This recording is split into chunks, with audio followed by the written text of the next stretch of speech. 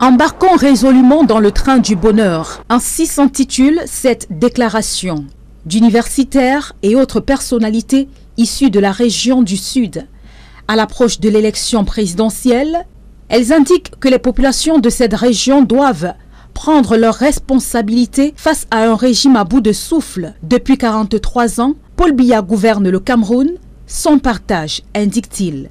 Sa région d'origine, le Sud, est injustement perçue comme complice de ce long régime, alors même qu'elle en subit de plein fouet les conséquences. Ces personnalités citent en exemple les routes impraticables, les infrastructures inachevées, la pauvreté croissante, le chômage massif et l'abandon institutionnel. Le comice agropastoral qui a pourtant contribué à développer et à mieux urbaniser certains chefs-lieux de région n'a rien apporté de significatif selon eux à la ville d'Ebolova par exemple. Contrairement aux idées reçues, les populations du Sud n'ont jamais bénéficié d'un traitement de faveur. Selon eux, l'élite locale, cooptée et corrompue, a trahi les aspirations populaires en entretenant une image mensongère d'un soutien massif au régime. Ce mensonge doit cesser. Le moment est venu de rompre avec le silence, la peur et la soumission, martèle-t-il. Ils invitent les populations du Sud en général à refuser le statu quo, à s'engager pour une alternance véritable